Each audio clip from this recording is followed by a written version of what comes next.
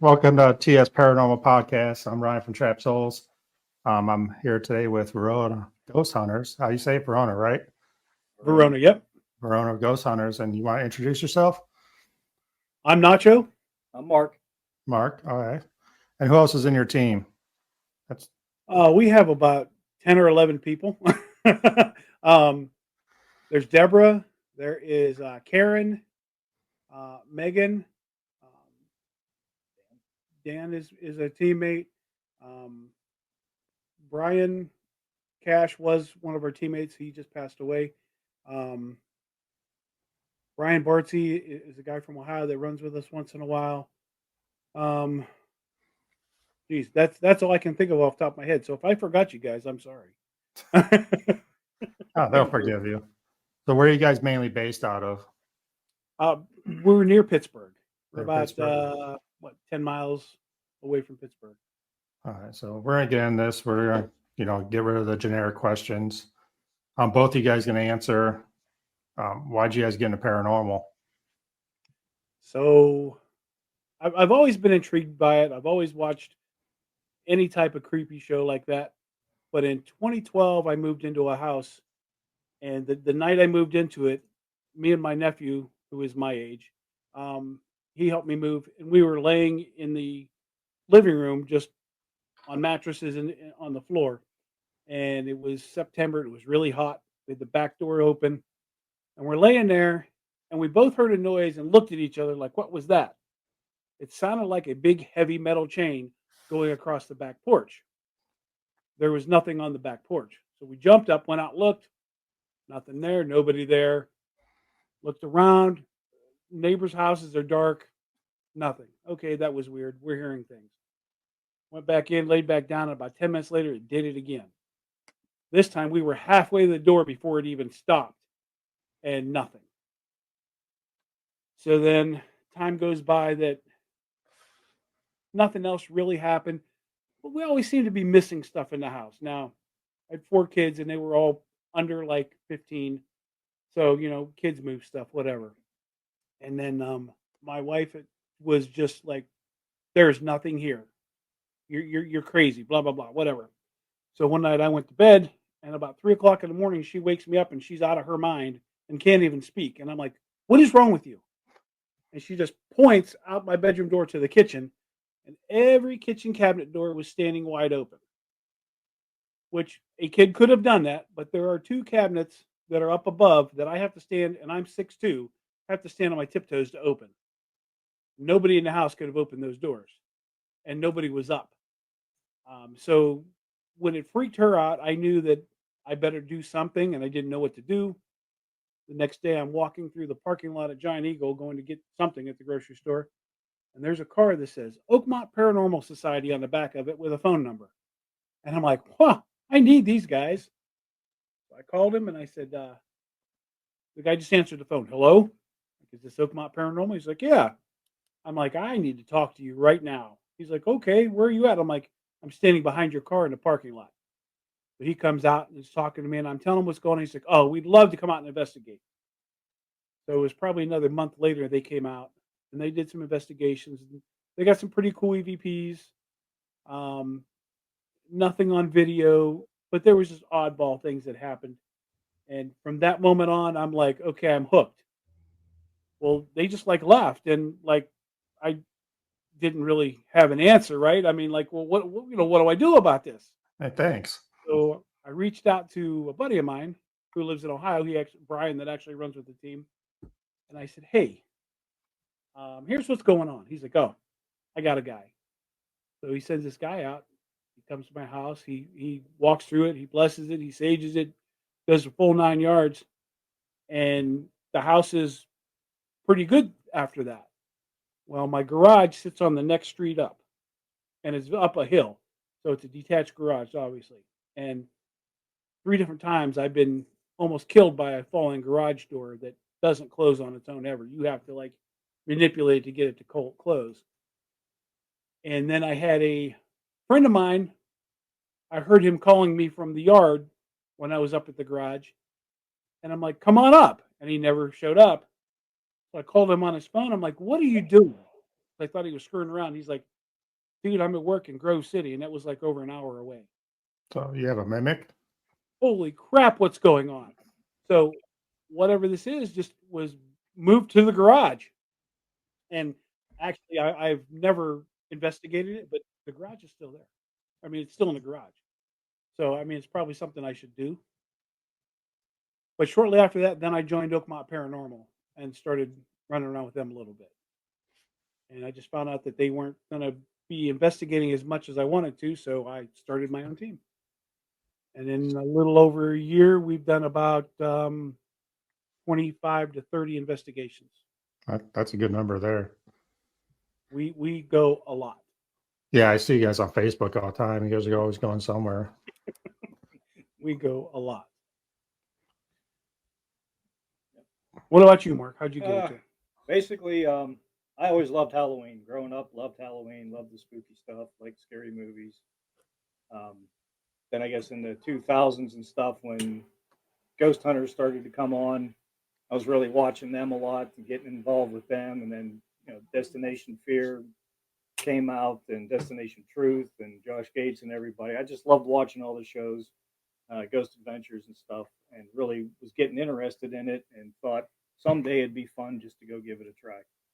Yeah. And I'm Nacho and Deborah at a club of ours in DFW, and started talking to them a little bit about it. And they were mentioning, they had a team, and it'd be nice if I could go out with them once or something. I said, yeah, I'd like to give it a try. So a few months ago, I started buying a couple old cheap pieces of equipment from Amazon and whatnot, and went out with them one time and was basically hooked right after that. So I've been on only 4 investigations with them right now. Well, 3 plus Crescent. There was a vendor show there, so I got to take my daughter and walk around Crescent with her for several hours. So that was very fun experience. And yeah, I can't wait for the next one every single time. It's like get home, start reviewing the audio and video that we have, and try to find stuff. Unfortunately, nothing but the Octagon House has paid off as far as finding anything on my evidence-wise on my stuff. But keep looking forward for the next one. Yeah, the Octagon House is supposed to be pretty active from what I see from you guys. It's amazing. Yeah. Mark's also already building his own equipment. Yeah. Okay. He built an SLS, and now he's building an XLS. Okay. Yeah. Had the old Xboxes laying around. Figured might as well do something with them. So I have all the parts. I've not built one yet. Yeah. An old Xbox and a Kinect. I'm like, oh, I'm going to build this. That was like a year and a half ago, and it's still sitting there. So we bought an SLS early this year, and we only got to really use it one time. Well, then we went to the Greene County Historical Society when Paranormal Quest was going to be there. They had a free meet and greet, like come eat food, meet them, do an investigation, whatever. And they were doing a raffle, and they gave away an XLS, and I won the XLS. that works. They autographed us, took pictures with us. So now we have an XLS and an SLS, and we'll never use 2 of them at the same time. But it was pretty cool that we got to meet them guys and talk with them, and then we went home with their equipment. So what is the difference between XLS and SLS? It's a like a richer video. You get more in depth. Yeah. You can do 3D. The SLS is basically the Xbox 360 Connect, and the XLS is the Xbox One Connect. Okay. Version 2 they call it. But yeah, it provides better 3D imaging. So it's a little bit easier to see things and manipulate if something's behind something or standing in front of it as well. All right. Let's talk about your group here. So I have a pretty diverse group. I think there's 7 or 8 of us right now. I'm not going to give their names. They know who they are. So, but they're diverse. So, I got, younger. I'm not old, but I'm pretty old. I got younger females. I got younger guys. I got, a motherly type investigator. We'll get into sensitives later and crystals and stuff, but it's a diverse group. I think that helps out a lot during investigations because you never know what you're going to get. Right. Well, our group is pretty young as far as not age, but experience wise. Yeah. Um, Deborah's been doing this for 15 or 20 years. I've only been doing it a few years, and that's really the extent of our experience. But everybody's learning as we go, Yeah. and I think that's really what makes it fun is to watch people grow into it. When Mark first went, he's like, "Yeah, I really don't know what I believe," and now there are things that he's seen and he's heard, and he's like, yeah, there's something. So it's fun in that sense. Yeah, I basically I'm an engineer by Okay. career, so I'm the scientist kind of thing. Skeptic a little bit. I mean, I believe in the paranormal. I believe something is out there. I just need to see it to believe it. And I'm not one of those people that every time a little click's heard or something, I'm like, oh, there's a ghost or someone. I want to debunk it first. That's my Yeah. first gut feel is to go debunk something before I, you know, say that it's something I can't explain and willing to accept. So they kind of like me for that, I think. Just Yeah. provide a little extra perspective on things. So, Mark, when was the first time you were like, "Oh shit, this stuff is real"? Um, I have honestly, like I said, I've been out there 4 times with these guys. I haven't had like the hair on my arm stand up yet. I haven't been Yeah. scared yet. Um, Walking around, hearing a couple little things, not that big a deal. At the Octagon House, when I was reviewing some of my video footage that I had, when we were setting things up, I had the camera rolling because the owner said you always have to have a camera on you. You got to have one rolling all the time. You never know when something's going to happen. And when I reviewed the video, we were walking around. Me and 2 other ladies were setting stuff up, and in between us talking, there was other voices making pure sentences and stuff, and I was like, "That's cool. That was not anywhere near us. I do not remember hearing that." Then that's when I really started liking it. Yeah. Yeah. I always like EVPs. I tell people they're addicting. I mean, I roll a recorder nonstop. It's kind of like going out looking for gold. As soon as you get that little piece, like I don't care if I listen to 15 hours EVP, as long as I get one good one, you're happy. I mean, that's all I care about. So everybody that's tuned in here, I don't know how many people are tuning in here. If you have any questions for Verona Ghost Hunters, go ahead and put it on your chat. And I'll ask them. Can you guys just see the chat too? I do not see it. Wait a minute. You don't have to Comments? minimize. I see it. So Oh, um, yeah, I see. Well, I see. Hello. yeah, Deborah. Yep. Deborah is our teammate. Okay. My sister Donna was on, but she's gone now. Yeah, I saw that. So She'll be back. all right. So is there any like certain team members that like I'm the solo guy? Is there any like I don't know how to explain it, like team members that you would just put in certain situations? So Deborah's our empath. Okay. So a lot of times what she's feeling is kind of tells me what direction we need to go. Um, I'm more of a ghost magnet for some reason. They love me. They love to touch me.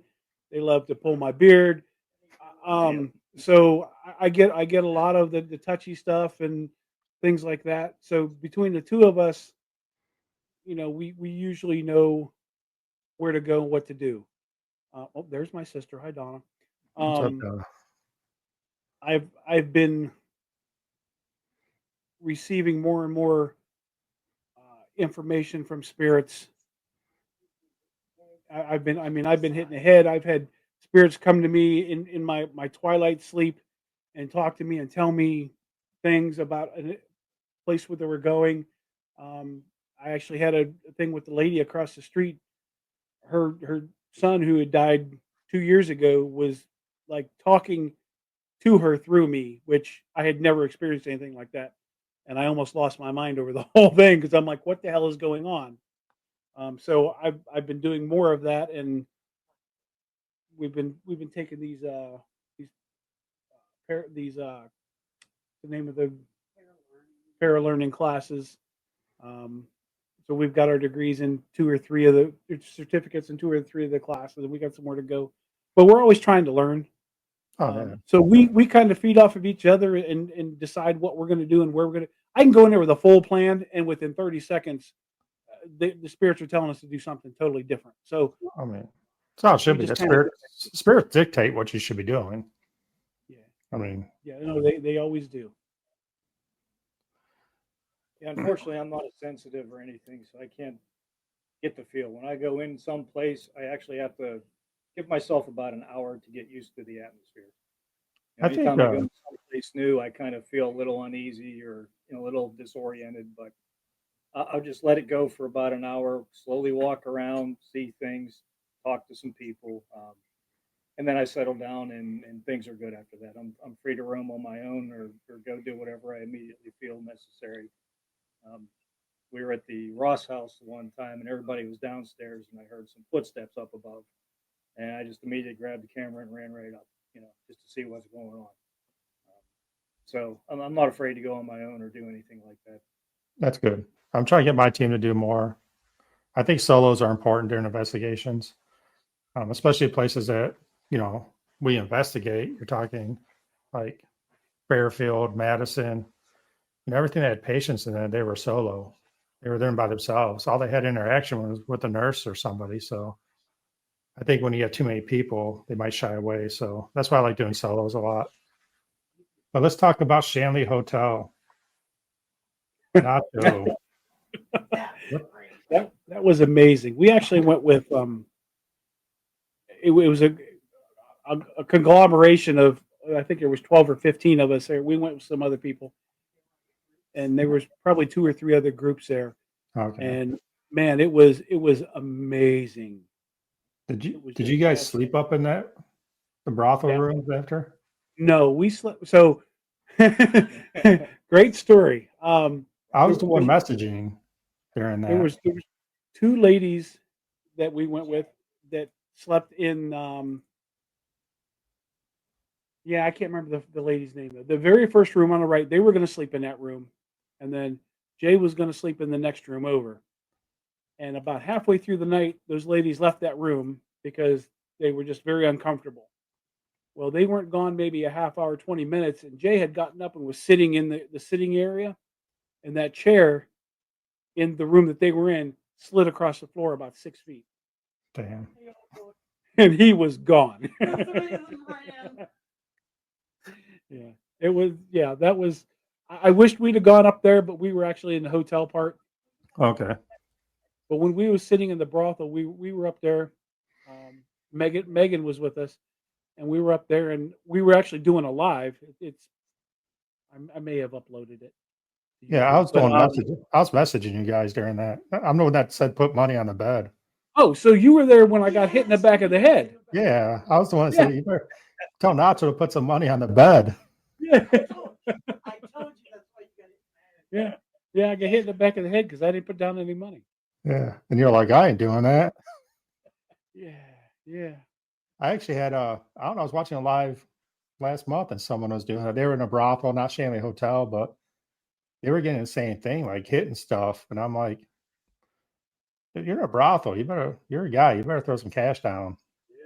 Well, I learned a lesson. I mean, that was no joke. I got hit in the head and I saw stars. I mean, it was like there was somebody back there pounding on my head. I mean, you went downhill pretty fast. Yeah. Like, I don't know, not emotionally, but emotionally, mentally. I mean, you went downhill pretty fast, and I think you left for a little bit after that, Yeah. Well, outside or Megan went something. down and she got her oils and Yeah, it took me probably about 20 or 30 minutes to come back from that. I mean, it was rough. it was rough, but cool experience, I guess. There's one other place I want to talk about because this is where my parents grew up. West Theater, Barberton. We have not been there. It It's was on your definitely face. somewhere we It's want on to your go face. to. There's something on your Facebook about it. Yeah, she shared something that Uh, somebody else had shared. okay, well, let me try to get that together, and we'll get up there together. Yeah, absolutely. Let's do that. I said my parents grew up there. My grandparents grew up there, so I have a little Barberton magic in me.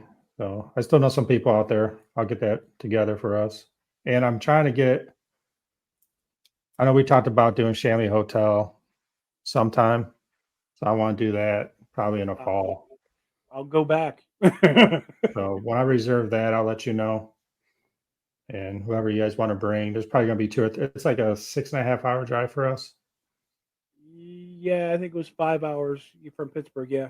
Yeah. So, but definitely want to do that after watching your guys' live. I was all about that. I'm like, I have to do Shanley. I just kept looking it up. I'm like, it's calling to me. So Yeah.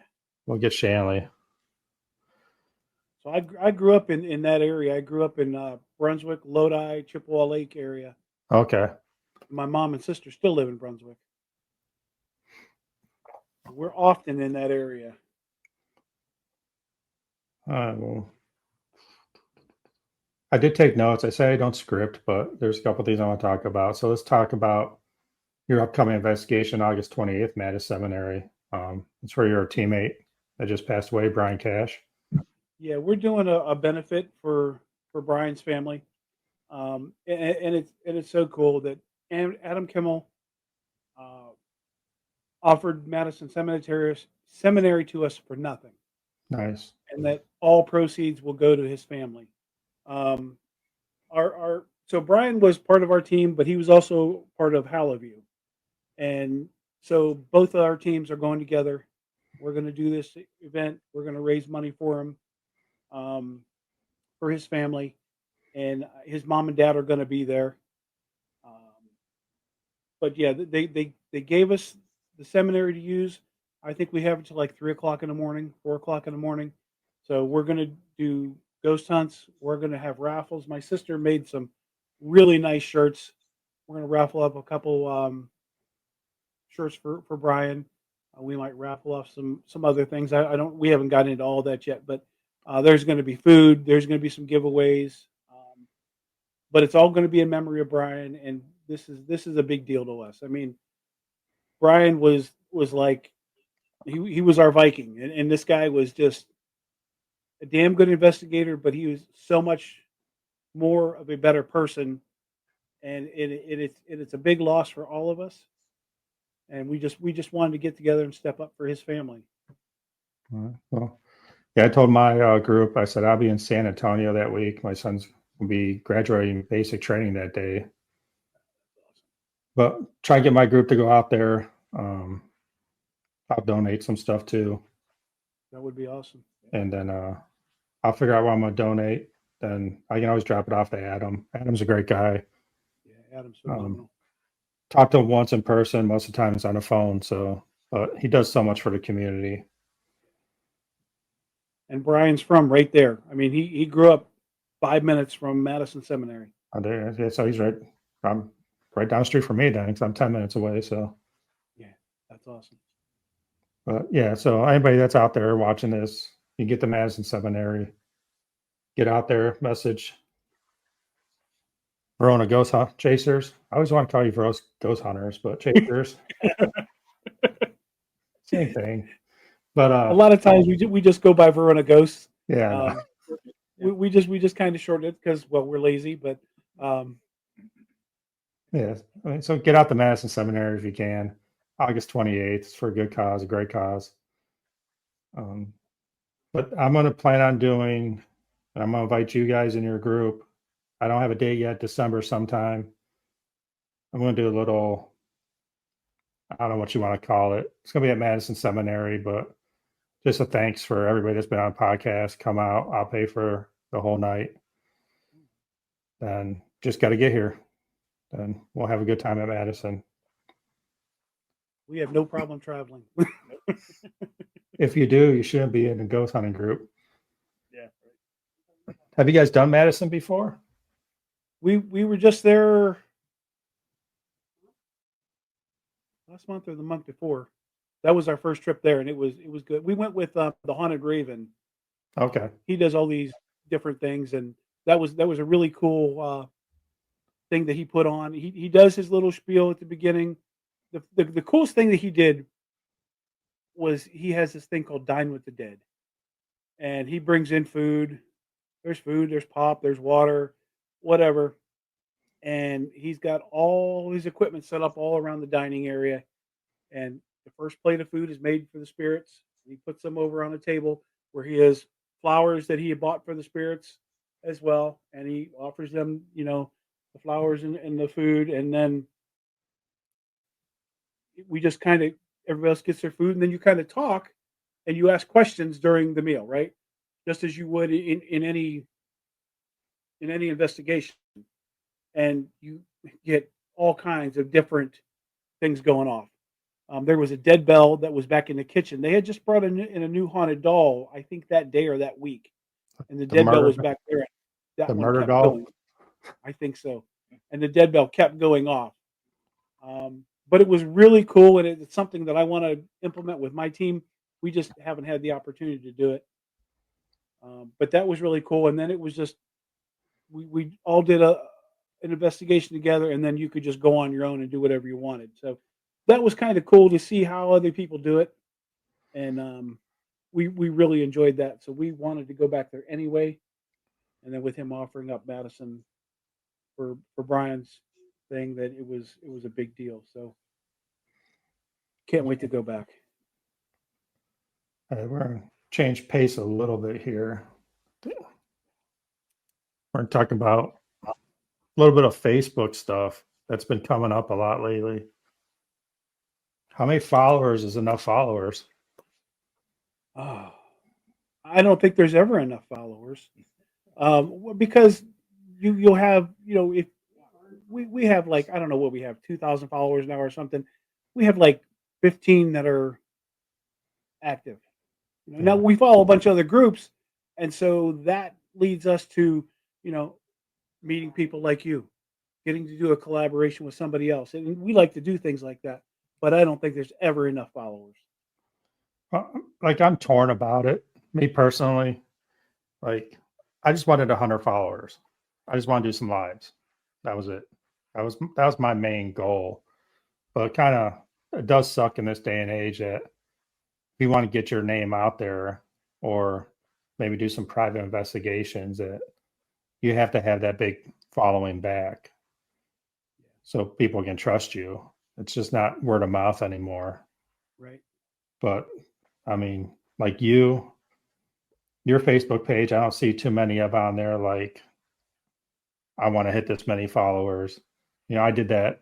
Was it last month? I put on there. I'm only like 499,000 away from 500,000 followers or something like that. It was as a joke. So I actually gained a lot of followers from that, and I expected to lose a lot because I was trying. Let's be honest. I was making fun of people. Yeah. Yeah. I expected to lose a few. I'm like, I can give up 1,400. I'm fine with that. As long as I have that 100, so I can do some lives here and there for my friends. But no, it just seems like a big thing right now that just instead of posting stuff, they just ask for followers, and I don't think that's what ghost hunting's about. Yeah. Well, I think till you get to a certain point, and we've asked when we got close to 500. I think we asked, and I think we got close to 1,000. I think we asked, and then after that, it just exploded. Like our page isn't even barely a year old. I don't think, and we've picked up 600 or 700 in the last 2 months, and Yep. it's just from meeting people, and word of mouth really does help some, but one somebody follows one group and they stumble on your page and oh, I like what they posted, so now they're sharing it and somebody else comes along. So we did ask for followers to a certain point, but now Yeah. but if somebody asked, we see somebody asking for followers, we follow, and Yeah. we will share from time to time and say, hey, these people have 100 followers, they're trying to get to 500 or whatever. Yeah. I mean, there's you guys right now. I mean, because you exploded, you said like 600, 700 followers, and that's from the content you're putting out there.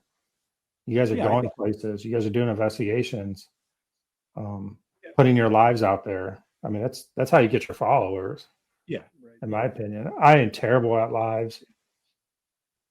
I keep saying I'm gonna do them. Yeah, it never happens. Like every now and then, I'll do them. We used And to do honestly, lives I on hate being on every. camera. Go ahead. Sorry. Go ahead, Go, you're you up. go. No, I'm done. Yeah, we do what, 2 lives a night We sometimes. used to do lives every investigation, and it just got to the point that it's a distraction, It is. and so we haven't been doing them the last couple, and we might do one here or there, but I really want to spend my time investigating. And you know, if I have something that's worthy of sharing, then I can share it later. But until we get our team stabilized and we get people that really understand what they need to do, we're just not going to do many lives. You know, if we have a really active night somewhere, I'm like, oh my god, then let's go ahead and do a live. But you know, we used to tell everybody, hey, we're going to do a live tonight at 7 o'clock, and maybe we'll do one at midnight. We're not going Yeah. to do that anymore. It just it takes too much time and energy away from what we want to do. Yeah. I was saying that a few times, but it never happened. Like, yeah, I'll be back on midnight, and I never show back up. But I mean, honestly, I don't have that many people that watch them anyway. So, but the only good thing about the lives is, you just download your recording after and you have it. So, Yeah. I mean, I like doing that because I have I run a YouTube page, and a lot of my videos are just on my YouTube page from evidence review. And it seems like that does a lot better because it's showing evidence. It's just not me talking. I did, what we did? Old College Hill, Old Hospital on College Hill last month. And I did a live there, but it was just me walking around in the beginning. I did a solo, 45-minute solo in the beginning, just showing people the hospital. And that was pretty much all I did there. But like, hey, I would have known about you guys or Shanley Hotel if it wasn't for that live and you getting hit in the back of the head. So So funny. Yeah, I That was can't. hilarious. I got to get there next time too. Yeah, that's for sure. It's definitely yes. Well, as soon as I get that booked up, I'll let you guys know. You guys are first dibs on that. So Excellent. We are let's talk supposed to be going to the Hinsdale house here pretty soon with Halloween October. in October. in With October. Halloween. So that'll be pretty cool. That'll be our first trip there. I've heard of it. I've never been there. And what's the hotel that we rented? He's going with us. Oh, Yeah, he's going with us. awesome. She just found out that you're going with us to the Oh. Grand Midway. Awesome. Yeah. All right, let's talk about cemeteries. Haunted or not haunted? I don't know. I have never really had a lot of communication from a cemetery. I don't think they stay there.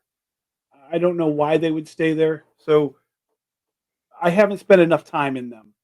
Now I'll tell you that I went to my dad's grave and I took the actually I just used like necrophonics, and I got some words that my dad would use, and he actually called my mom's name. So I believe that I had some type of communication with my dad, but I don't know that I believe that cemeteries are haunted.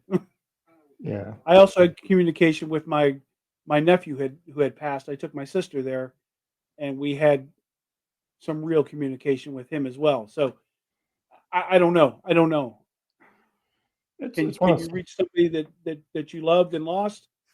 I think so, but I don't know if it's just a way to communicate. I don't know that. yeah. I mean, it's always a topic, especially amongst my group. Some believe that cemeteries are haunted. Me personally, if I die, I'm not hanging out at a cemetery. I Right. mean, Right. Why would somebody hang out there? yeah, you're gonna hang out where, well, for me, where I can go scare somebody or, haunt somebody a little bit. Go after that enemy you always had. And most cemeteries are just there's nobody comes to them anymore. I mean, No, they don't. we've been to some cemeteries that there are graves and graves and graves, and there's nobody had been there. There's nothing. There's no flowers been Right left. here. There's nothing. Are they hallowed ground or is it like a hidden cemetery type of thing? So I was wondering if there's a difference between the two. Well, the one we went to was in Waterford. Yeah. That was a revolutionary Yeah. cemetery. that was really old. Where did we go with Megan and Brian? What was it? Church grounds That type was stuff. up by the Shanley It was Hotel. up by the Shanley. Yeah, we went up to one up by the Shanley, and we spent probably 2.5 hours there. And nobody and- has been there. And it's we didn't get anything there, but No. we spent a lot of time there. And we had I haven't been to one yet. we went to Fairfield, and they had that cemetery behind Fairfield, and that's supposed to be pretty haunted. I don't know if I didn't walk up there, but I know they have a little like memorial because they're all unknown graves from the poorhouse. And I guess they stacked them up and down because they needed enough room to put everybody. So they stacked them straight up and down. It's supposed to be like 1,000 or something back there. But I guess it used to be really haunted till they put that memorial up there, kind of recognizing the people that are forgotten. I mean, that's interesting. It could be, it was a poorhouse and a lot of people died there. So Yeah. I'm not a big believer in cemeteries. So The Eagle Hotel was Yeah.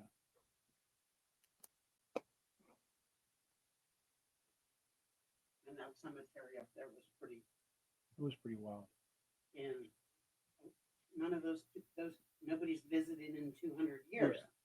So we went to Waterford, PA, where there was 3 different forts built on that town, and all 3 of them burned Revolutionary. pre-Revolutionary War.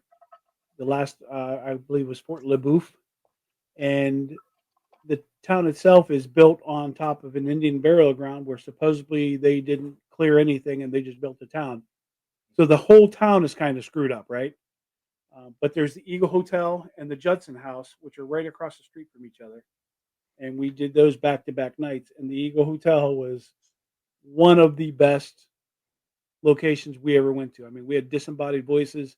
We had somebody rattling the door handle to a locked door in a room upstairs. I mean, we caught a lot of good stuff. On video. Oh, we have a great EVP of a kid saying, "Let's play." But talk about- that one, a really inexpensive place to go. I think it was $25 for each location for the night, oh, wow. and for $50, we did both nights, and it was amazing. Where was that at? Eagle Hotel? Eagle Hotel, Waterford, PA. Waterford. Probably not too far to drive for. You have to contact the lady's name is Heidi Longstreet. She is the historian from Waterford. Okay. She's awesome too. She's actually on our Yeah, we're friends with her. Judson House. So what is the best evidence, so-called evidence, you guys have ever gotten? Well, we have the really loud EVP from the Eagle Hotel, but I always go back to the Octagon House. Yeah. Um, That's the only stuff I captured. I but it was have good. we captured a shadow figure. It's really hard to see on the video. I've circled it. I've outlined it. If you watch it on a TV, it's so much easier to see. If you can play with the lighting on your computer, but everybody leaves upstairs and they're going back downstairs. And as they go downstairs, you see the tripwire light up, and you can see the guy peek his head around the corner, and then he turns into a little cloud of dust and rolls away. And it was really, really cool. I mean, we went upstairs for 2 hours shining flashlights every different way we could to try to debunk this thing.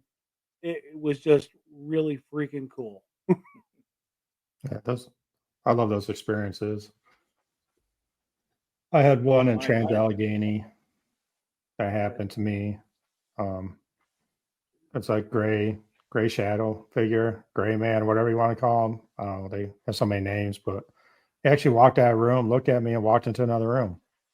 Oh, And like that's probably the only time that like my whole body just clinched. I mean, I was sitting on the floor in a hallway, and I got up and took a step back, like, oh man. Then I went after it, and nothing. It was under the hallway, and there was no other rooms, nowhere they could have gone. So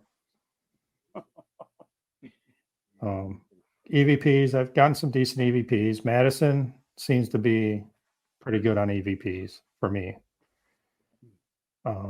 You guys done Madison before, so where was the most? Madison has a couple dark places in it, I think. Well, the doctor's office.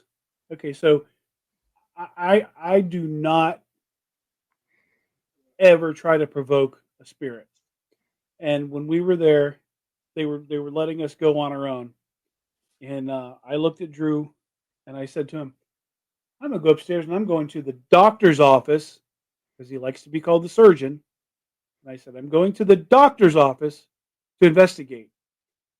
And there was a lady that was there with her young son who was on his first investigation. He was already terrified. And another young kid was with us. We went up there, and I was sitting on the doctor's chair, doctor's table, doing Estes, and I got punched in the kidney Right after you said doctor. right after I said doctor again, and I had to leave the room. I was so uncomfortable, That young kid was so scared. and that kid was out of his mind, and I was trying to keep it together because that kid was so He scared. But could not wait to leave. I'm like, I've got to go outside because this freaking hurts. And we scared the hell out of that little kid, and I had no. He was 13 or 14. He wasn't a little kid, but I felt so bad because he was already terrified, and that just sent him all off the edge. He couldn't wait Right. to leave. Mom, we gotta go. Mom, can we go? Mom, can we go? We're done, Mom. Mom, I want to go. And she's like, "Oh no, you wanted to come. We're here." But Is yeah, that- That's what you come for. getting punched in the kidney there, that was pretty crazy. Are you talking about the doctor's office all the way up on the third floor or Up on the top floor. top floor? Yeah, that's yeah. Once you pass that threshold back into that hallway, it gets a little darker. There's two rooms So- back there. I won't tell you which two that I always get stuff out of, and I think You can't see me, but can you hear me? yeah, I can hear you. So, because there's not enough room back there where they're at. Oh, come on, squeeze But in. literally, after that, the three of them went off on their own, and I was in the dark hallway outside of the doctor's office. And I did not announce that I was taking 3 flash photos. When I took a flash photo, the first one I seen somebody standing next to me, and in the dark, I apologized and said, "I'm sorry." I took 2 more flashes afterwards, turned to address the person that I blinded with the first flash. There was nobody there. Nobody. The hairs on my neck and arms stood up. They were way down the end of the hall in that big ballroom. Okay. I couldn't leave that area fast enough. I know what I saw. Females going up to that hallway is alone. Yes. Is rough. I mean, it's It rough was on them. really scary. Yeah. I was scared. My niece had a very bad traumatic experience back there. That was her first investigation, and all night she was like, "I need something to happen. I never had anything to happen." Yeah, it happened. It took her like five. It took her like 5 days to get over that. Then we went back a few months later. I'm like, "You gotta go in that room again. I'm sorry. Like, you gotta face your fears." And Yep. she did. And nothing happened to her then. She felt calm there. But I was proud of her that, being a new investigator, stepped up, faced her fears, went back in that room. Yeah, that takes a It's a lot. good story. Yeah, it's kind of like my daughter. She needed to join a club in college, so she joined the paranormal group that they have there at her college. She barely ever even watches the shows with me and stuff. But when we went to Creston, she helped us at the vendor show, and we had my camera, and she had the EVP recorder, and we were down in the tunnels in Creston. We were just trying to find them, and we were walking around some of the halls. It was pretty dark, and she looks off to the right, and there's the entrance to the tunnel. She goes, "Oh crap!" I said, "What?" She goes, "There's the entrance." I shoved her right in. I said, "Go for it." I had her lead the way. She's like, "Why are you doing this to me?" I was like, "Come on, I'm right here with you. Let's go." But, Yeah. nothing Sometimes happened kids with need a you. little push. Yeah, that's Yeah. right. Just a little push. You're going. But she did fine. Yep, you did very She well. really did. So we're gonna play a little game. Uh-oh. You guys mentioned you guys watch some shows. Kind of a stupid game, but I made one up anyways, just something to do. I like it. So, what is that one game kids play? Marry, kill, whatever that game is. I don't know what it is, but it's not that. So, we're gonna go after some show people, and you gotta make them a spirit. It's the nicest way I can say it. Have you join your group, or you can use them as bait during an investigation. So we'll go with Ghost Hunter straight up. You got Jason, Steve, and Tango. Which ones you guys are picking? Oh man, I For think I the want. first one, You make turn them it into a spirit? make them spirit. I'm gonna have to go with Steve on that one. Ooh, I would agree with that. Steve. Yeah, I mean, nothing against you, Steve. I know you don't watch my show, but you're a little annoying sometimes. Yeah, I mean, I like him. I like him, It's but just- he's a little much. All right. Yeah. How about join your group? Oh, it'd be Jason. 100%. Yeah, absolutely. Yeah, Jason and Yeah. Tango. Yeah, Tango's a good bait person. he is. He is very much. Actually, Right. yeah. Before Grant left, I actually met him down at Disney one time. I was standing in line at a ride, and he was standing across from me. Grant I said, was. Aren't you on? Yeah, I said, aren't you Grant? Oh. He's like, yeah. I was like, hey, I like the show and everything, and all that stuff happened with him, and yeah, I always liked Grant. I don't know. yeah, I did too. I think he's a good guy. I do. Hey, you guys watch Ghost Brothers? No, Yes. I have not. I He have. has.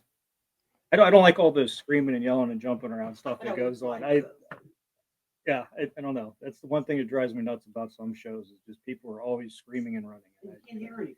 I don't understand that. Yeah. All right, we'll skip Ghost Brothers. How about? Well, you said Project Fear. Uh-huh. Love them. So there's 4 of them. So we're gonna have to make 2 of them spirits here. I want to meet Kelsey. Dakota, Chelsea's always fake. It's an instant.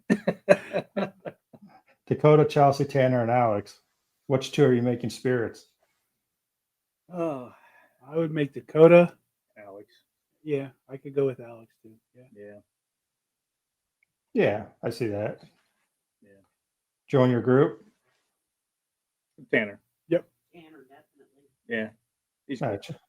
right, Chelsea's definitely bait. So Oh yeah, Chelsea's a big- absolutely. Dude. Well, now they got Connor in there because she's on maternity leave. So I like him. I like him too, but he's good bait too. last one, Dead Files. So you got 2 psychics. Was it Amy Allen, Cindy Kaza, and the main guy Steve? I want to make Steve the ghost. Steve's the ghost. All right, Steve's the ghost. I only knew when it was Amy and Steve. I didn't know there was a third person there now. I haven't watched in about a year or two. Well, she's a newer one on there, psychic Cindy. Well, Cindy's I going to don't be like the bait. Cindy. Yeah, She's going to be the bait. yeah. Cindy's Is she? I'd rather have Cindy than Amy. I don't know her. I can't say. I do like Amy though. I like Amy. Yeah. She's funny sometimes. Like they're like at the end. So what should they do? Move out, burn your house down. Like, what? What? If you need help doing it, we'll help you. I don't think this is it. All right. So Ghost Adventures. I lied. Zach, Aaron, and I put Nick Goff in there. You put Nick in there. Oh, you're going Yeah. old school. Take Nick. Well, Nick's coming on my team. If we're, Oh if we're- yeah. I mean, I think Nick is phenomenal. Yeah. Could never get enough of Nick. The other idiot that I don't like. Zach's the ghost. You got to turn him. Yeah. Oh, yeah. 100%. He's going to be a demon right off the bat. You know that. He's a demon. He's already possessed. Come on. Yes. And Aaron's always bait. Again, And Aaron's he's always the bait. Chelsea of the group. 100%. Yeah. I do like Aaron though. I mean, I do like him. He I do brings like a him a lot lot. to the show. He does. Their new shows are terrible though, man. I haven't watched them in probably me and my daughter when my daughter just turned 21 and she was like 11 and 12 and 13. we used to watch those sitting on the couch, and she would be scared out of her skull. And I haven't watched them in years. Yeah, they did the Poltergeist house. They got to go in Yes. there, and it was such a joke. I mean, I don't even know why they still even do anything. And there's rumors now they're taking footage from other people and putting it on their show, saying they did it. Somebody else. I heard that too. Yeah. Yeah, Yeah, that whole that's just COVID thing, they got scared and quit doing things and separated pretty quickly. And Well, he needs another Lamborghini, so well, I wouldn't doubt it. keep the show going. I'm going to Vegas in October. I still don't know if I'm going to his museum or not. Don't do it. If I was in Vegas, I would go to the museum just to go. My I son really did. would. a I couple really months would. ago. I hate to give him money, but whatever. I would go to the museum. I don't think I would. Just I to- wouldn't. I just can't trust them. Like I think everything there's fake. I heard there's a lot of fake stuff in there. Yeah. I would still go. At least nothing else I could mock him for it later. Yeah. All right, bucket list time. Where's your bucket list place? One place each. Well, I wanted Bobby Mackey's, and obviously that's not a possibility anymore. I'd have to say Penhurst for me. Hunters. And mine would either be Waverly Hills or Tala. And I think we're probably going to Tala here in the next year or so. So I'll say Waverly Hills is my bucket list because it's a little farther away and take me a little longer to ever get there. And I'm gonna pick No. Billy Creek Village. Oh, Billy Creek Billy Village. Creek. Yeah. Yeah, I want to go down Tala and I want to actually do the outbuildings. So I actually want to do both back-to-back nights. It just never seems, I've been down there twice and it just never seems to line up where you can do the outbuildings and the main building at the same time and back-to-back nights, but it's good. So guys, anything else you guys want to talk about here? Or I mean, what are your big plans coming up besides what are you guys planning next year? Anything big? We don't have a definite plan yet. Actually, I just threw it out. We just threw some stuff out in the group, asking everybody for their places that they'd want to go. But one of the places we have as a plan to go is the Dunkirk Lighthouse up in New York. It's not been investigated a lot, and so it's something that we've been talking about for almost a year now. Okay. Peapatch Island is another one we're talking about. Delaware Gap. Obviously, we want to go to Tala next year. I would like to get more of the group to go to Ohio State Reformatory again because that was a phenomenal night. Do you guys like? I didn't like it, to be honest. I thought there was just way too many people in there. So when we did ours, there was about 50 people. It wasn't bad at all. Okay. I mean, we had wherever we went, we never really ran across anybody. We picked up a group. I say kids; they're young adults, all in their early 20s, and we just had so much fun investigating with these guys. They'd never really investigated. They've gone through walkthroughs of the place, and they all got to do some investigating, and it was a lot of fun. But we were up in the Jesus room, and they've got there's a big poster of Jane Mansfield there, but there's a row of chairs, and then there's a row of like theater seats that aren't bolted to the floor, so they're kind of rocking. And then there's another row of chairs, and then there's some pews. Well, Deb and this young girl were sitting in the second row in the theater seats, and we heard a noise up front. We're like, "What's that?" Blah blah blah. Big bang. So I get up and I'm walking around a little bit, and I'm more toward the back of the room, and all of a sudden I hear this loud crash, and then all this yelling, and I look, and Deb and this other girl are on their feet. Something came up behind them and hit their row of chairs and shoved it forward so that they were now standing, and there was nobody in there but four of us. I mean, like those two were going to bolt out of the. If it wasn't such a long walk back through all the prison cells and everything else, they'd have probably been gone. But it was crazy. I mean, there's no way that just the chairs just moved like that. It was, and then the girl that was in the very front in front of them, she jumped up and spun around. Obviously, when she heard all the commotion, and she saw through the back of the room, she saw a shadow spirit running off, and I'm like, holy hell! Of course, the camera's pointed the other direction, so you know, because we don't. But we did. I got all the audio, and it's quite a commotion. But that was pretty crazy. And also, somebody well, didn't really whisper, but said I was standing in the jail cell, and from behind me they said, "Hey," and two people in front of me heard it. I have not gone back to see if I caught that on camera. I had to have because the camera was right there next to it. But it Yeah. was a audible "Hey." That Maybe was a I, really maybe I got to go back there sometime because I don't know. I said there's just way too many people after doing Trans Allegheny. They do a very good job of splitting everybody up. It's 10 people per floor. Then you rotate every, like, I think it's 2 or 3 hours.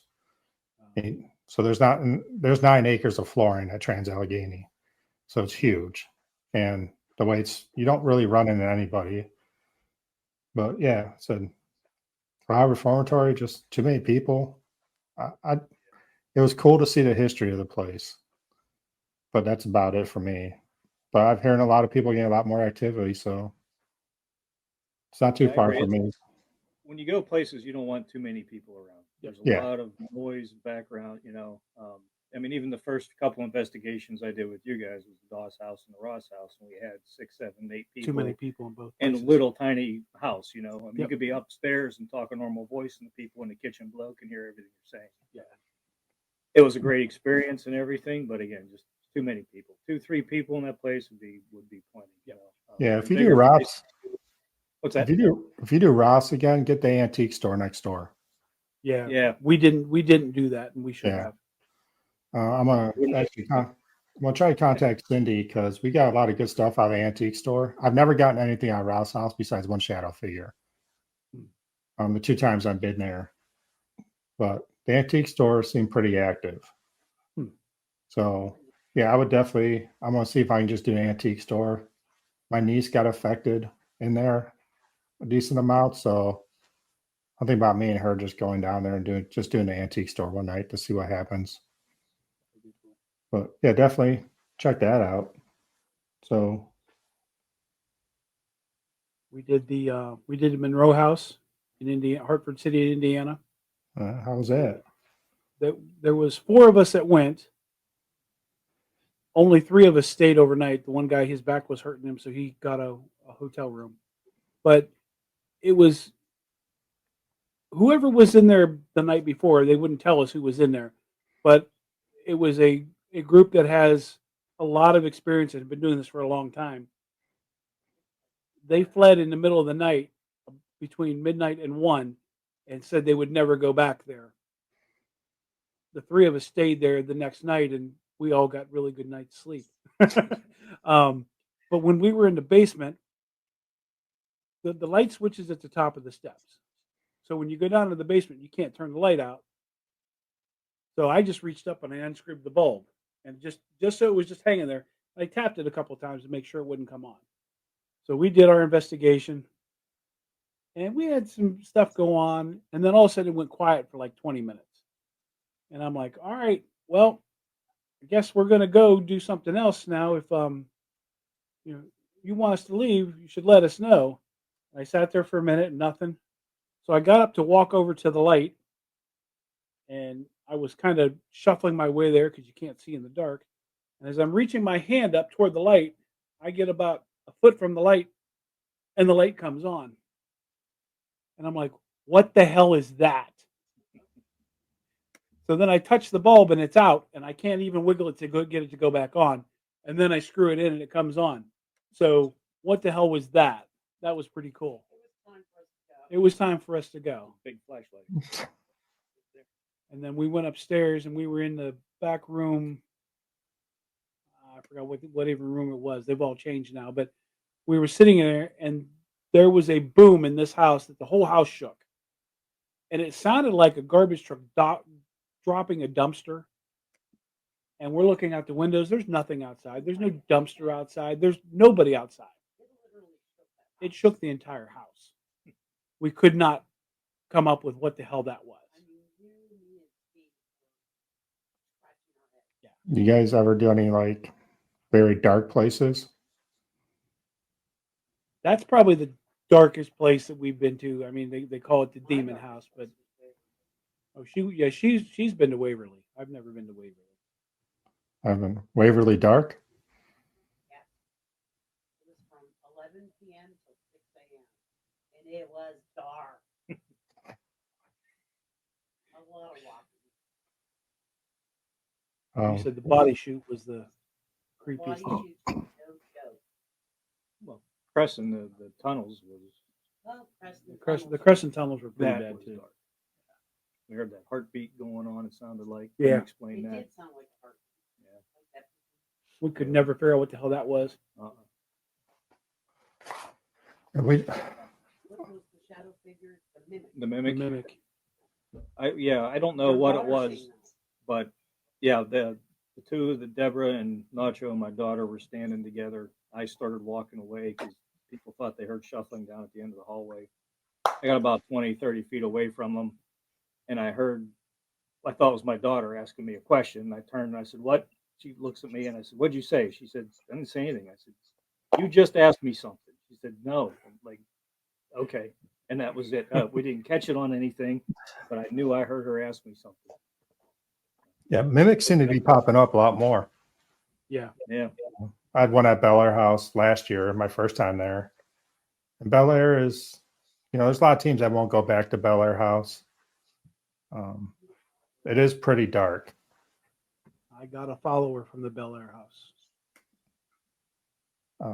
It's That was our first investigation. We went with Oakmont Paranormal, and I was upstairs. We were investigating in that little room next to the off the steps where the steps from the attic come down. yeah. And it was me and three women in there, and I asked them to make a noise, and I heard a knock in the hallway, and I stepped out into the hallway.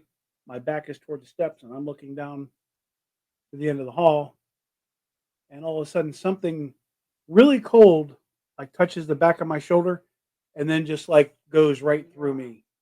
And as it's going through me, it takes my breath away. And I'm like, and I spun around. Somewhere we have the camera footage of it where my camera, as I'm spinning away, it catches just a real quick glimpse of something black going past me in the dark. You can see it was extra black and it went past me. And the one lady in the room was the psychic, and she's like, "What's wrong?" And I'm like, "Well, wait, aren't you the psychic? Can't you tell me what's wrong?" And so, that one, when I went in there, Deb was like, "What's wrong with you?" And I'm just looking at her where she's facing me, and she puts her hands on both of my arms, and my left arm is like 40 degrees, and my right arm is sweating at like 85 or 90. So the whole left side of my body was just ice cold. Right. And I've never experienced anything like that before or since. But from that day on, I've had a follower. Like if I do an Estes, he'll start. Everything starts normal. We're just having a conversation, and then he comes along. He says, "Hey, boy," and then he'll give you this demented laugh, and then he turns everything upside down after that. Now I just bought this little haunted doll up here last week, and I took him to OSR, Tommy. and I don't know if the doll has had something to do with it, or that this follower actually wanted to go somewhere like OSR and left. But I do not feel its presence, and it did not surface at OSR when I did an Estes there, which is the first time in a very long time. But I picked that follower up at the Bel Air house in March of 24. year. March of 24. At least you always know you have a friend. Well, I mean, he said he was not here to hurt me, Yeah, and that we knew each other in another life. That he could hurt me if he wanted to, but he didn't want to. that's good. I guess. But he just always felt like he was along for the ride. That he wanted to go somewhere, and I feel like maybe OSR is a place that he felt comfortable going and jumped off. Now watch, he'll get me in the middle of the night. I Be was like, gonna say "Hey, tonight. I'm back." Yeah, Tommy's been the first time we did Bel Air, we had a pretty traumatic experience down in the basement. We had when my daughter got scratched pretty bad. Then we had all the lights off after that. Then one of my teammates got knocked down back into her husband. And like time I turned my flashlight on, she was like out cold. Hmm. So we don't know what was down there. Then we just went back last month because we did our big trip. It was 6 places in 5 nights. I don't ever recommend doing that. It was long 5 nights. But yeah, nothing was happening at Bel Air. And I ended up going down in the basement, like found a mirror on the ground. I'm like, hey, I heard if you stare in a mirror, you can see who you're talking to. You know, I don't believe in that stuff, but I was gonna try anything. So I was staring at it. I had my spirit box on. Then right out of the spirit box goes, "Do you want your soul?" And I was like, I said, "F you, I'm a ginger. I have no soul." That's what they say. Yep. Then At least you weren't saying Candyman 3 times. yeah. But then after that, you know, going through my recordings and stuff, and I heard at the end when we were leaving, says you can have a soul. And I'm like, cool. I'm like, well, whose soul do I have? Then nothing. But going over my recordings, after I say, whose soul do I have? He goes, it's mine. I'm like, sweet. But I'm a lot happier person right now, so maybe I got a better soul. I don't know. I don't know that place. But yeah, Bel Air's cool. I mean, Ohio and Pennsylvania have some great places. I mean, Yeah. Definitely. is there any states you like really want to go to? I'd like to go to Virginia. Virginia. I heard you. New Orleans. I would Oh, think New would be- Orleans. would be a big one. Florida seems to have a lot of them too. Yeah, so it's Like- Texas. Texas is Texas. popping up a lot now. Texas is popping up a Yeah. lot. In Georgia. Yeah, Georgia and New Orleans, I think, would be my top 2 states to try to hit. Yeah, I think Savannah would be great. Oh, yeah. It just takes a lot of money to do that. Oh yeah. So that's where you need to collab with some other group. And Or groups. He's taking notes. He's got it. I'm taking notes. Don't worry. awesome. No, I know there's a group out there that's trying to get a collab for Trans Allegheny right now, but I think they have way too many people going. So I don't know if you guys find a place, we collab. I mean, we're gonna do Chamois Hotel this year. You guys been? I don't know what that place is in New York. It might be PA, Wildwood or something like that. We were there in February. Yeah, we went with Bump in the Night in February. That was pretty cool. I didn't feel one thing in that building. No, Yeah, I thought it was a cool place. We didn't really come back with a lot of. We had some good interaction up in the doctor's office upstairs when we first You started. and I. Yeah. That's it. SLS. Yeah, we had some good interaction up there. Other than that, I didn't feel anything. We had a little bit downstairs when we were all together for the very first time in the seance room. There was some stuff that happened. with the dolls. Yeah, it wasn't overwhelming, but we had some stuff with dolls there. Yeah, but yeah, it was. I thought it was a good place. all right. Yeah, I thought about hitting that on the way back from Shanley. Oh yeah, do it. You just told me you didn't get much. You're the dentist chair. The dentist So- chair. That was the Um, DOS house. the Doss House. Yeah, have you been to the Doss House? No, I have not. They're in Loretto, PA. It's got some stuff going on It's there, really small. but it's very small. Like two people, 3 people max is what you want to go in there with, because otherwise you have so much contamination. Yeah. But- Unless we're absolutely quiet. So let's break this down. We're doing Shanley Hotel. You guys are invited to my haunted Christmas at Madison whenever I decide to do that. Yes. You guys want to come out in December? Honestly, I've done Madison 12 times now. and summertime's not that active when it's hot out. Hmm. When it's cold, it's pretty active. Because the spirits are lonely. They don't like So- the heat.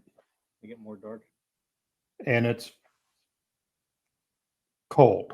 I'm talking like 30 degrees cold in the whole place. So just warm for that. If you go in like you go like in the ready room, whatever you guys want to call it, when you first walk in, it's like 35 degrees in there. It feels like a heat wave after like 2 hours out. So, Has he been to Fairfield and ISS? You've been to Fairfield, right? yes, And ISS. I want to go. I've not been to ISS yet. We want to go there too. We always try to do a decent trip every year. We're talking doing going out to Iowa, do Fair Elementary School, and there's a couple other places I want to hit out there. So, I heard Fair is pretty dark. Was it Sam and Colby bought that now? I guess. Yeah. Yep. They're goofy. I've never watched them ever. My daughter loves them. Yeah, same here. Yep. My daughter. Honestly, if I could pick anywhere in the country to go, I'd like to go out west and maybe hit like the Clown Motel in Tonopah in Nevada. I'd love to hit the Goldfield Hotel. I want to hit the Washoe. Yes, Yeah. Washoe. Yep. Those are the places I would love to go. I actually got invited to Washoe last year from a group. I don't know who it was. They emailed me saying if I want to come out there, and I'm like, but it was close. I'm not gonna lie. Like, I might want to get a plane ticket and go out there. I would love it. But I ended up having to work that day too, so it worked out. Well, maybe that's something we can put out there at some point. Maybe do that. Because you have the Washoe Club, and there's a hotel right across the street too, right? Or a saloon. Goldfield We'll Hotel. go Phil. Yeah. So I'm going to Vegas first week of October, so let's go. He said, "Let's go." but yeah, I mean, My definitely, anniversary, with the hell of it, I can take a night off. She won't mind at all. Yeah. no, definitely we'll get together some. We'll talk here shortly. I mean, I'll see you guys, September 12th? Yeah, September 12th. That should be fun. I don't do any history of the place or anything before I go. So I don't want to be influenced by anything. Yep. Like I went to Bill Manor. Was it last month? I took my brother. He's never been on investigation before. And I'd never been there. And the owner's like, "Oh, do you want to walk through?" I'm like, "No." And he's like, "What?" I'm like, "Listen, there's two things. I don't want to be influenced. And second of all, if I find something, I'm coming back. So you get two rentals out of me at least." So Yep. I'm going in 2 weeks again. So Nice. you got two. Bill Mayer's a cool place. I like that. If So you guys, we want to go there. We just met them at the Paracon at Crescent a couple weeks ago. They're great, and we wanted to go there. So it's another place that we will probably go next year. that's another place like 5 people, probably 6 people is probably max. Yep. But the house doesn't look big when it's just a cool house, and we actually got a lot of activity out of it, surprisingly. Surprisingly, my brother lasted the whole night, so I was happy for him. It was supposed to be what? You did a live on that? Yeah, Yeah, I watched that. yeah. But yeah, he was the one talking, I think, the whole time on the live. I was doing Estes. But yeah, I mean, definitely we'll get together. Maybe try to get a big trip next year together. Yeah. Guess plane tickets and go out to Nevada, I guess. I don't know. That would be amazing. Yeah. That'd be crazy. My wife doesn't do this stuff, so I gotta convince her. Yeah, mine doesn't either. So it's let them gamble. We'll let them go gamble. We'll go Yeah. out. Just rent a car, go out for a day. Sure. Wonder if you can Uber to Washoe Club. Yeah. So I guess, what's the scariest thing that's ever happened to you, though? It's made you say, never again will you go back to a place. nothing. Like Yeah. Like I've seen that gray shadow. I've seen people scratch. I've never been scratched. I've been like fire poked, I guess you want to call it. Yeah. Or if I had like a burning hot through my back. Mhm. And it just doesn't bother me because I know it's not really a fire poker, you know. Yeah. It's like it's just a Temporary. burning sensation. Right. I was telling my team the other day, like, I don't know if I'm getting numb to some of this stuff because you throw me in a dark tunnel, I'm like, yeah, like I'm going. I'm starting to get that way. Well, as my boss said, when I told him I was going on my first investigation, my boss said, "You're demented." I said, well, maybe that's what's happening here. Who knows? But I'm the guy that always forgets his flashlight too. Like, never. I mean, that's why God gave us shins, right? To find out what's Yeah. in front of us. That and But to find hitches on trucks. yeah, More so. that's probably the most pain I've ever been in, hitting a hitch on a truck. Yeah. Terrible. But no, if you guys come down here, there's another place that's starting doing some more investigations right by me too. So it's called Riders Inn. I just did it the other day. I'm going back next week. It was built in 1812, right down the street from me. They're starting to let paranormal investigators go in. It's a pretty cool place too. Small, but that's up to you guys. I could always get that. So Yeah. I'm down for any place I've never been. yeah. So I do this. I don't even know how I started doing this, but before we go on an investigation, like the day before, I just sit down and I put my my spirit box on with headphones, and I just sit there and I meditate on the place that I'm going to, and I just listen, and I type down on my phone the words that I hear, and I do it for 15 minutes. At the end of it, I set an alarm. At the end of 15 minutes, I stop. And most of the time, I've had things come up that are pretty relevant. And the Doss house is it might have been the first house that I ever did this for. Um, but I had somebody coming to me in my dreams or in my sleep for the week before, and I'd never had that happen. But I took down all, and I still have the list of words, but I took down this big list of words.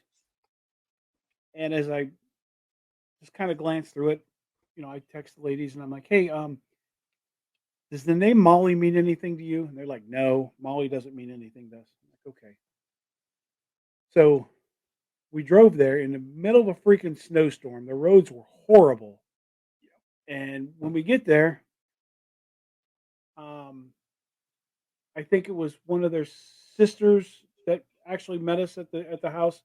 I was walking them through, and I was telling her about this list of words, and she said, "Well, the one lady's mom was in the paranormal group, and she's the whole reason they bought this house and why they're into it, and her name was Holly." So I went back and looked to my list of words because the name Molly came up like 5 or 6 times. But at one point, I would type down Molly, and the next word would be like no, and then it'd go on, and I'd hear it again, and I'd type it down, and it's like really. And so I got to the end, and I typed down Molly again, and it says no, hot, heavy, hard were the next 3 words. And I'm like, what is this? Well, as I went back and read it, they're literally telling me, no, it's not Molly, it's Holly, you idiot. And I'm like, what in the hell is happening? And there were some other words on it that really made sense once we were in the house.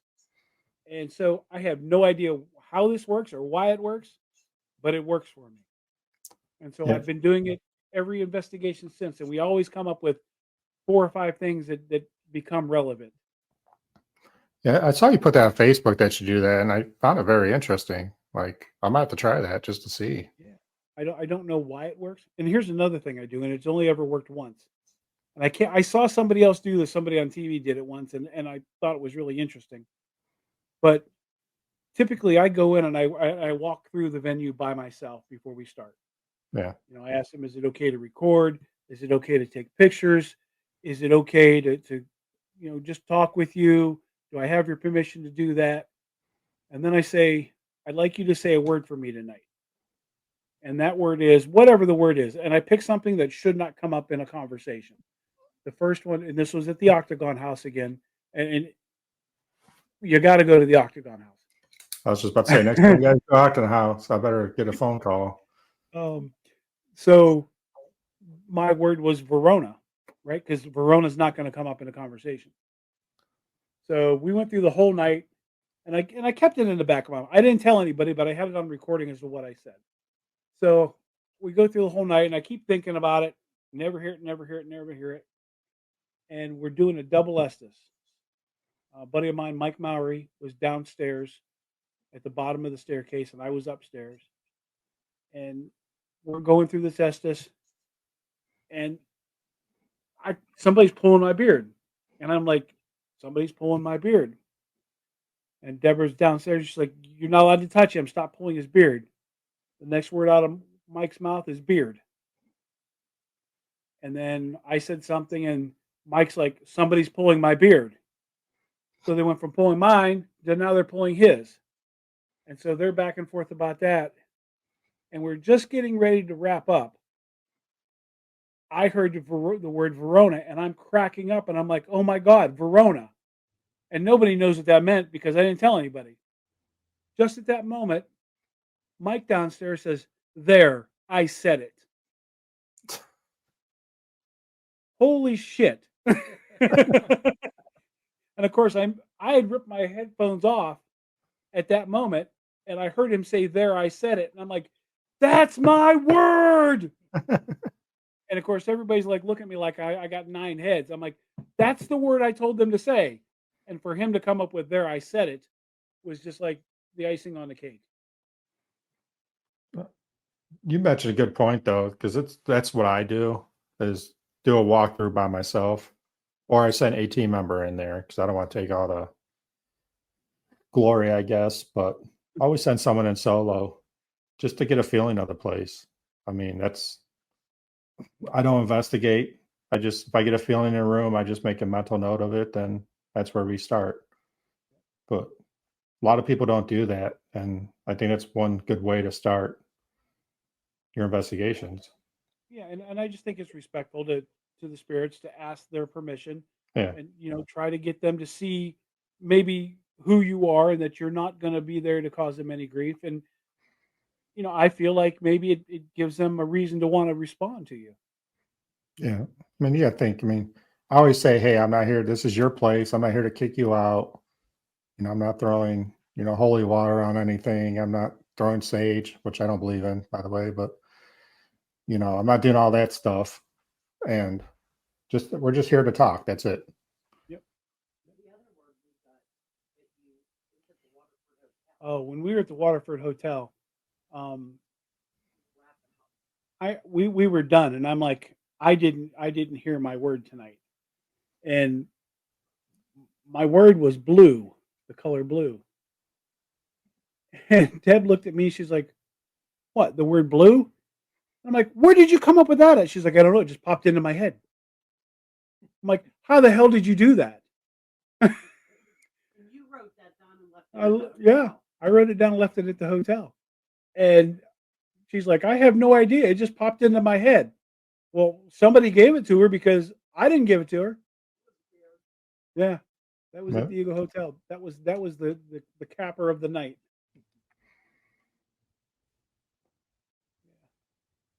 What else we got? I think that was not the Ghost Brothers, the Ghost Bros. Have you ever watched the Ghost Bros? No. You should watch them. They're interesting. I like the Ghost Brothers. I mean,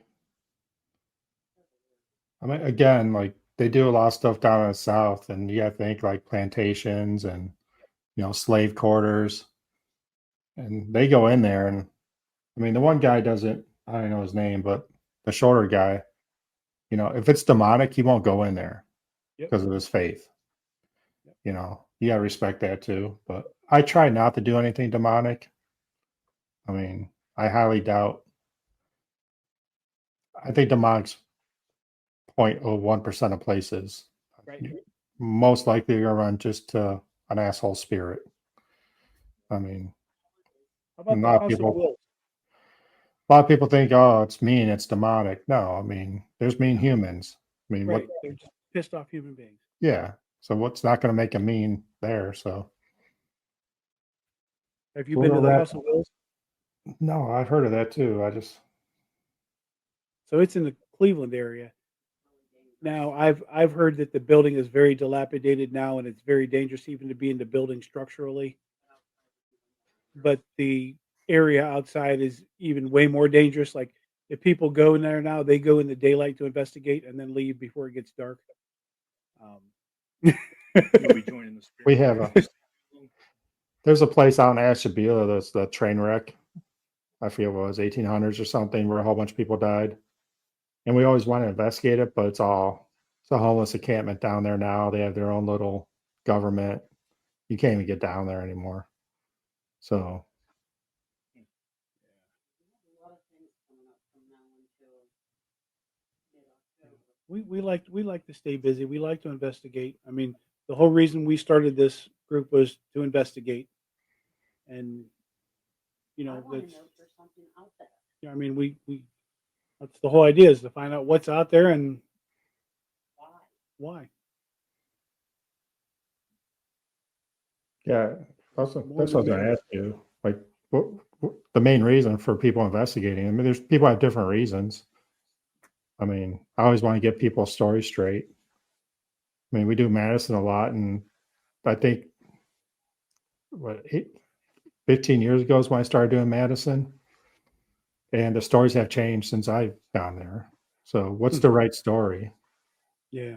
I don't know. It's still changing. Like we just found out that upstairs they found news articles. They used to have gentlemen's parties up and upstairs Oh. in the attic. Like, But you know, this is what I believe in a lot of these locations, and I don't know how you feel about this. The more people investigate them, and I think a lot of people bring baggage in with them, and the different types of investigating they do, they can bring in their own negative and drop that off. So I think it's like a train station for a lot of these places. I don't know if you kind of believe that or not, but I tend to believe that a place might have been haunted by one spirit at one time, but the different types of people that come in and out are bringing some kind of baggage and leaving it there. So it's opening that up for other things that necessarily wasn't there in the beginning. If that yeah, makes sense. I mean, think about it this way though. Like, I mean, I believe you. Sorry. Ross House, the first time we were down there, we were getting a lot of stuff about coal miners Yeah. and clan members. Yep. So there was no clan that lived in that house. The coal mine was a mile down the road. They didn't stay there. And they were coming through the Estes method. So what is it not to say that, okay, so you're investigating Ross House. Why aren't the houses, next to it not haunted? But you don't know that. So by us going in one certain place in that neighborhood, asking questions, is that going to draw other spirits there saying, I want my story out too? Yeah. Does that make sense? Like, It makes perfect sense. yeah. So, I mean, with everybody going to Madison, it might be drawing other spirits in saying, why don't you talk to me too? Like, I got a story to tell too. Well, and especially since the Ross house and the Bel Air house are so close together.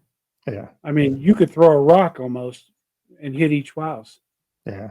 And I felt like when she said train station, that's always how I describe the Bel Air house. Is that to me it seems like it's a train station that spirits come and go, and they just decide to get off there and visit, and then they go again because everybody seems to have a different experience. Yeah. Bel Air's like, yeah, it's just a hot spot for spirits, but there's so much that went around there too. That whole town has a lot of history. So I've always wanted, they say Ross and Bel Air are connected somehow.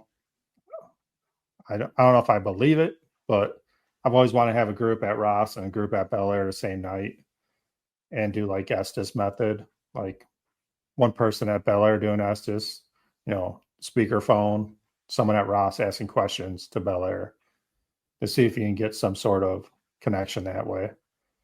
Because I don't think they're connected. Some people are saying the mimic at Bel Air house does go over to Ross house every now and then, but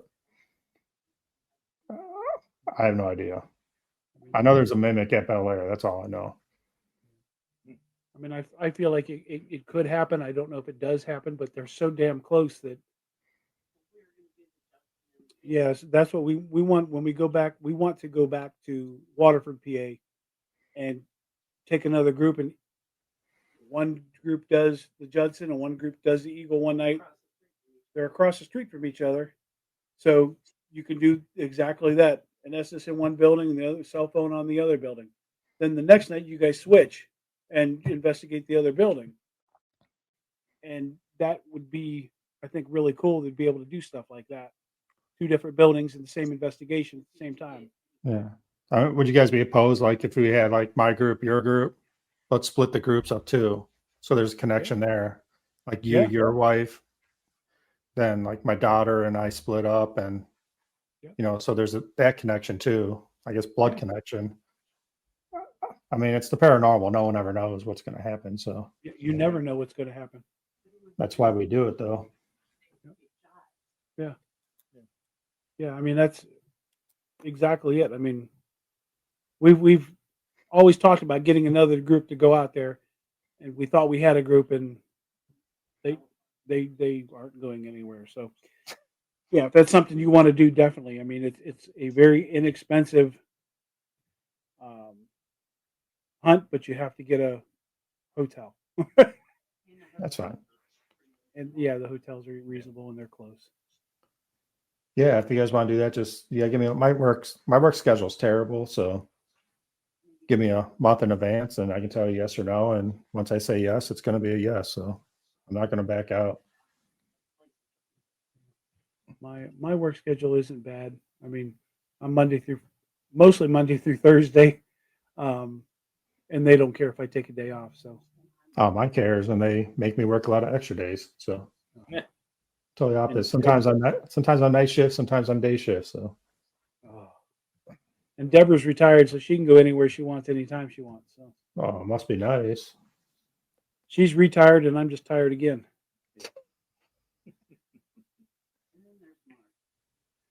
I got the typical 9 to 5. Yeah, I'm off on weekends.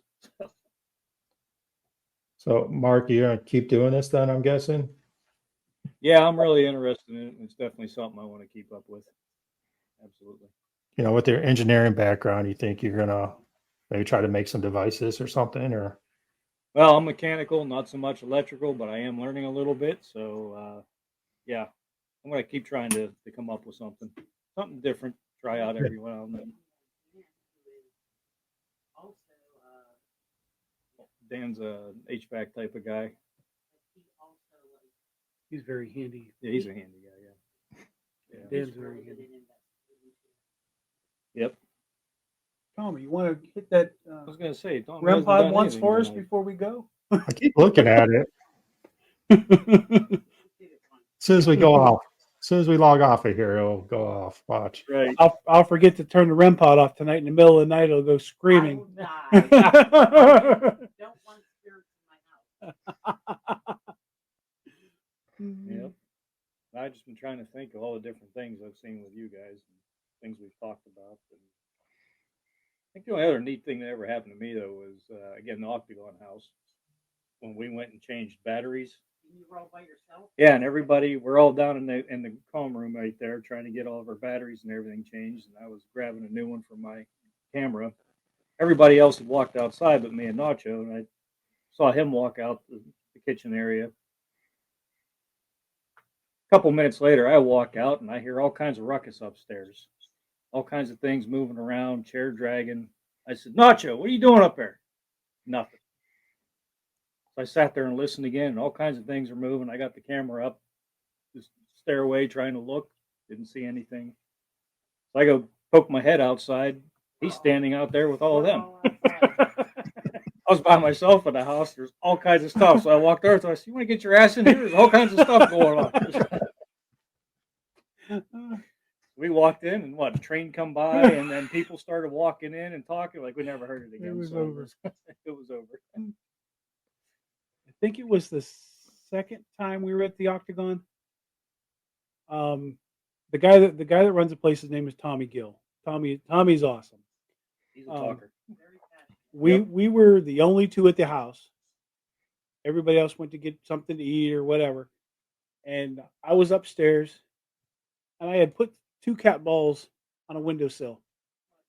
And this is like 3 o'clock in the afternoon. And I was just sitting there with the camera talking, looking around.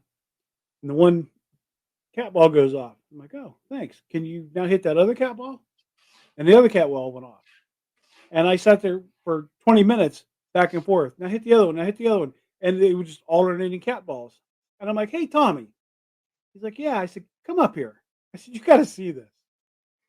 He's like, all right, let me finish my cigarette. And then he comes up. And we play with these cat balls for another 10 minutes. And then it just stops. He's like, that was crazy. So we're just kind of standing there in the doorway talking, right near the banister of the spiral staircase. And we both heard a noise and we looked at each other. He's like, that sounded like somebody shuffling downstairs. And I said, no. I said, that sounded like a straw broom on a wooden floor because all the floors in there are wooden.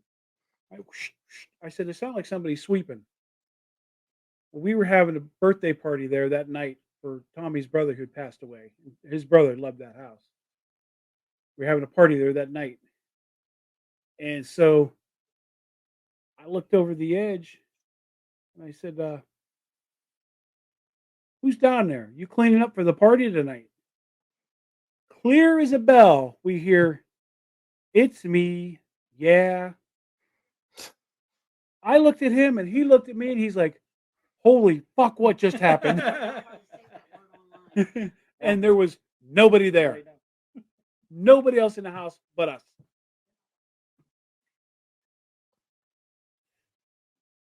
That was, I mean, that house is just, it's amazing. It's, I'll send you a video after this that you can see. Okay.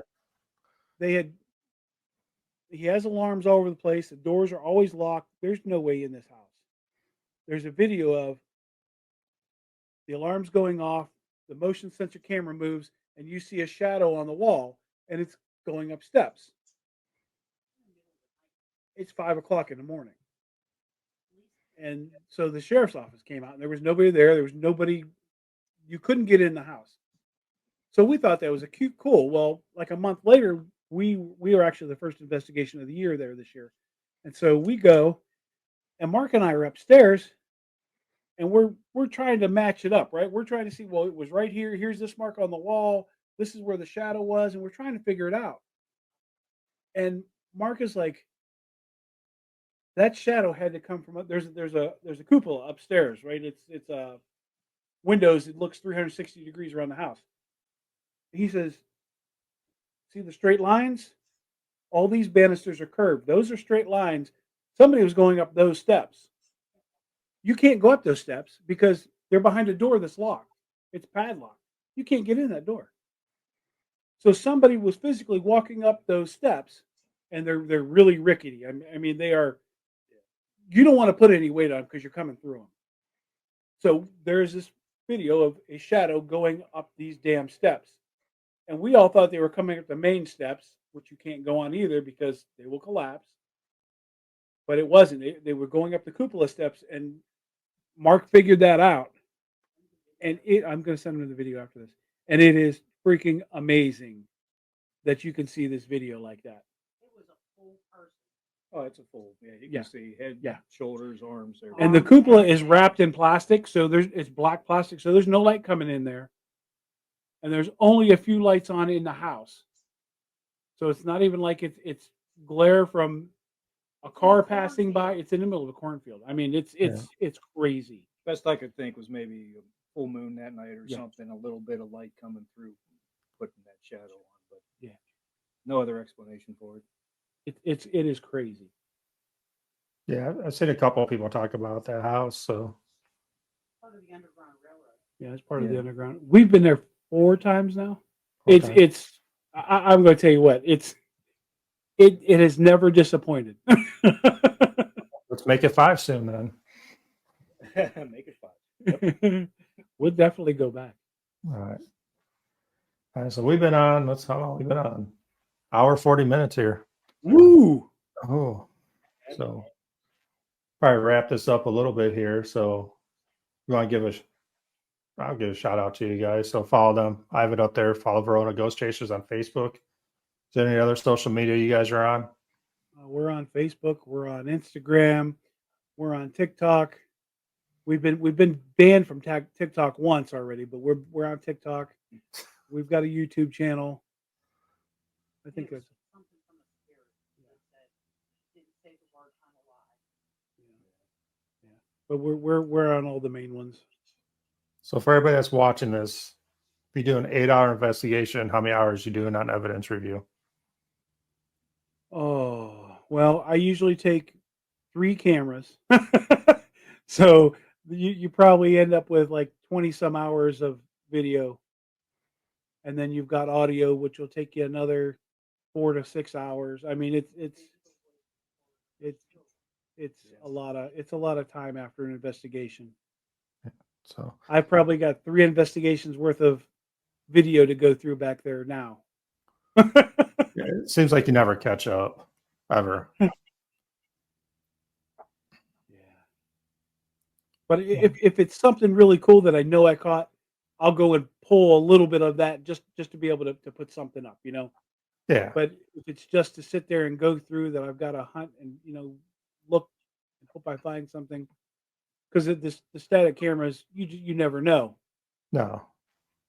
And it sucks because like if you have like a stair and like the hallway, like we were doing Bel Air House, I had to going up the stairs because we would see shadows up there, but then you have the back kitchen and like I'm focusing on the freaking platform the whole time I had going for like 2.5 hours. Then I have to go back because I'm like, man, what if something was in the kitchen? So now I'm like just focusing on the kitchen the whole time. And So yeah, it for always seems everybody, like you're looking at the wrong spot. yeah. So everybody that wants to do like paranormal, really get into it. I mean, it does take a lot. Like it's hours upon hours of evidence review, finding these places, going to these places. We don't make money on it, I'll tell you that much. Nope. And if you did, you're not making enough to do this. So I always said this is an expensive hobby and a full-time job all Yep. at the same time. Yep. Without pay. But it's fun. but it's a It hobby. is. I like Call- it. Oh yeah, I love it. Man, I love doing all the evidence review. I love doing everything. I love talking to you guys. Again, I can't wait to. Having us tonight on your podcast. Yeah, we do. We appreciate Yes, it. thank you. Yeah, hopefully soon. So Yeah. we'll get together soon. We'll wrap this up. Follow Verona Ghost Hunters. Follow. This is TS Paranormal, but Trap Souls also. Got any questions? If you want to come on the show, let me know too. I do not have an exit little video, so thanks for being on my first show on this. Thanks for having us. Good time. It'll be a couple days till I get it up, but you guys will be all over the place. That's what she said. Yeah. I didn't get banned until right now. No. Thanks, guys. Yep. I didn't That's say it. It was a good run. Good Show run. number 1 of 1. But you could download it and edit that out at the end. Yeah, I could. But no. And I'm also not beat gonna. me out where I said that F word. Yeah, right. We'll see how it rolls. I mean, who cares? I mean, whatever. I'll put it on YouTube, see what it does. I just put not made for kids, and we should be good. Yeah. But The parental advisory little logo they used to have on CDs. just put right over Nacho's face there. Exactly.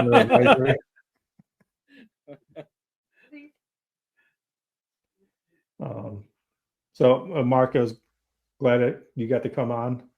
Yeah, me too. Thank you very much. That was Appreciate it. appreciated. Nacho, appreciate it. And what your wife was Debbie, right? Deborah. Deborah, sorry. Not my Deborah. wife. Your wife? Not my wife. But Oh, yeah. Well, non-wife, Deborah. Good hearing you. But yeah, definitely next time. Come on a show again. We'll do a couple investigations. Absolutely. I'll have you back. We'll go from there. sounds good. I guess what do we say? That's a wrap. That's a wrap. That's a wrap. But that's all, folks. Yep. All right. Thanks again. I'll see you guys soon. Take care, Ryan. Thanks. See ya. You too.